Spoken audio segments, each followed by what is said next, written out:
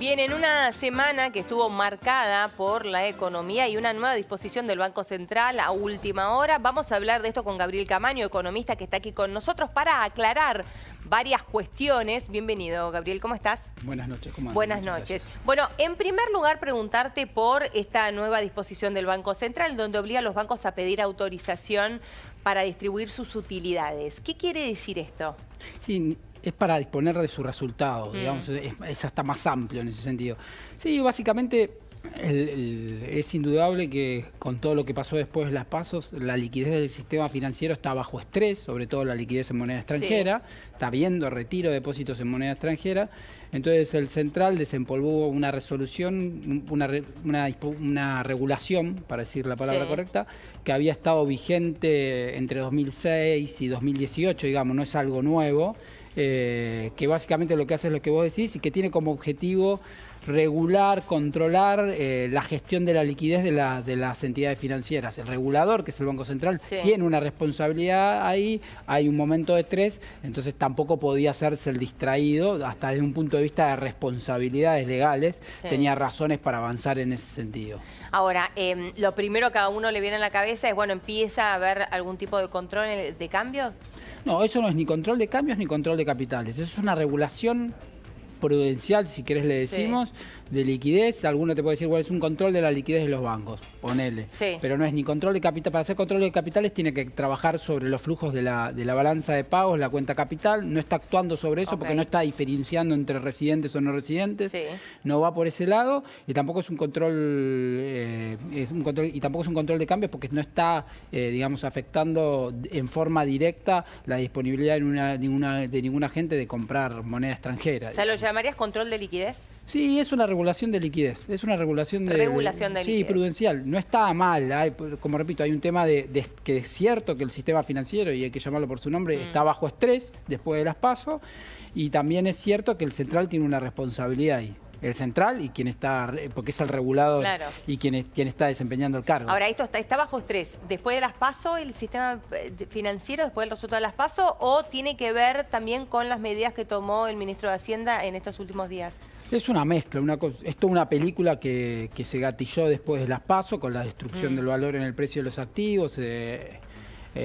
Tenemos salida de depósitos en dólares, tenemos, bueno, después del lunes de la semana pasada un salto adicional al riesgo país, estaba en 1.800 puntos básicos, se fue a 2.500 ahora, pero ya el martes ya había empezado a subir fuerte, los bonos habían vuelto a caer y el gobierno, durante esta semana se aceleró, digamos, la presión en el mercado cambiario y el Central empezó a a tener que intervenir con más fuerza y tener que sacrificar más reservas.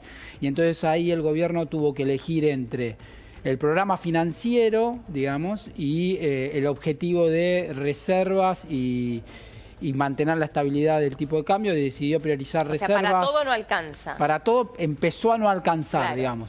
Después de lo que pasó el lunes a la noche, las perspectivas del desembolso del fondo, de adelantarlo, las posibilidades de adelantarlo se desvanecieron, digamos. Todos estamos esperando que llegue, pero ya no adelantado, digamos. Llegará cuando tiene que llegar, un poco más tarde incluso. Y entonces el programa final, la disponibilidad de reservas se tensó y el programa financiero fue sacrificado, digamos, y vinieron las medidas que vos decís de la CUNSA, que básicamente lo más importante tiene que ver con el reperfilamiento, entre comillas, porque es la palabra que usó el ministro, para la deuda corta del Tesoro en dólares y en pesos en personas jurídicas. Ahora, ese reperfilamiento, que es la palabra que utilizó la CUNSA, hasta el día de hoy el líder de la oposición, Alberto Fernández, había mantenido silencio. Lo cierto es que dio una entrevista al Wall Street Journal y allí dijo, estamos ante un default virtual. Cambió la palabra reperfilamiento y dijo, no, esto no es reperfilamiento, esto es un default virtual. ¿Vos cómo lo ves? Hay un incumplimiento de las condiciones de pago, no para todos los acreedores, para un grupo, pero lo hay.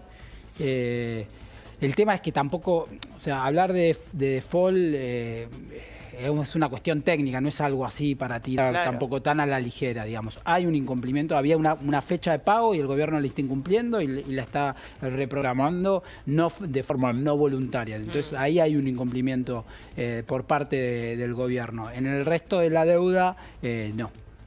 Bien, o sea que, y también por una parte él dijo esto, por otra parte hay dos calificadoras, ahora una Standard & Poor's que después se retractó y cambió, y otra más ahora, que hablan de default selectivo. A ver, en los términos del fondo, reperfilar la deuda no es un default, digamos.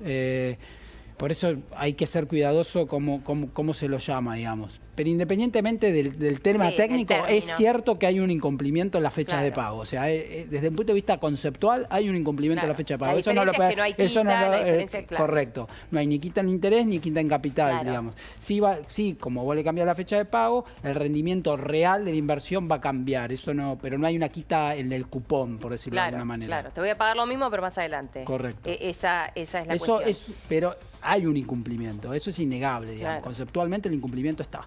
¿A qué tenemos que estar atentos el día lunes? Bueno, la verdad que la dinámica que está tomando hasta los fines de semana hay declaraciones. Son muy importantes.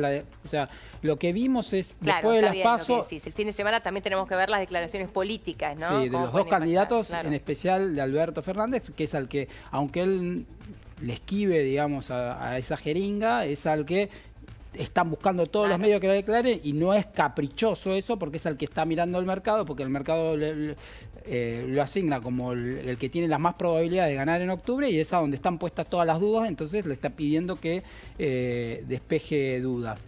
Si vos te fijas lo que pasó después de las PASO, nosotros tuvimos 3 días muy malos.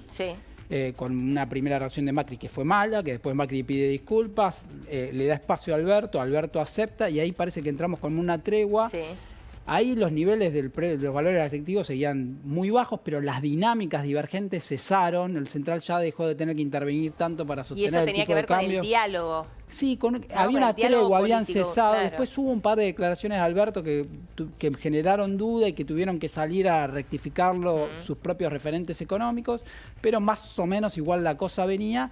Y el lunes de esta semana a la noche eso se detonó definitivamente después de la reunión con el fondo, con los trascendidos que hizo correr el Frente de Todos. Y esta semana las declaraciones al principio hubo un silencio y ya sobre el fin de la semana volvieron las declaraciones. Y esas declaraciones fueron más en el mismo sentido. Entonces el mercado dio por muerta esa tregua que había. Entonces el mercado ya no solo sabe o no solo tiene todas las dudas y se para en el escenario negativo respecto a 2020, sino que además le empieza a poner toda una carga mucho más negativa hasta el camino hacia las elecciones, y después de las elecciones, entonces cómo llegás es todavía peor, digamos. Es eso también lo que está viendo. Está viendo las dos cosas. Claro, por un lado son las dudas de cuál será el programa económico del próximo gobierno. Y también cómo llegás. Pero además que todo el camino. Cómo llegás y qué medidas vas a ir tomando para llegar también, digamos, y cómo eso te va a condicionar después luego el punto de partida. Y en el medio, bueno, el desembolso que estábamos esperando todos los argentinos, 5.400 millones de dólares. Que el fondo tampoco fue tan contundente en su primera comunicación, si bien dijo que seguía apoyando a la Argentina y no lo puso en duda, tampoco lo aseguró o mostró la posibilidad, y dejó descartada, por cómo fue la comunicación, la posibilidad de adelantarlo. Pero, digamos, lo importante, que uno ya cree que es muy poco probable, lamentablemente, sería que se retome esa tregua que tuvimos, lo cual hoy parece casi utópico de nuevo, digamos. Sí, hace un ratito lo hablábamos, ¿no?, con Sergio Supo, que tiene que ver más bien con el enfrentamiento electoral de ambos, pero bueno, en el medio estamos todos los argentinos, ¿no? Es como que nosotros salimos de las PASO y entramos en un equilibrio desde lo político, donde los incentivos están mal alineados, digamos, porque Alberto Fernández ganó pero no ganó, Macri perdió pero no perdió. Todos necesitamos que baje un poco el nivel de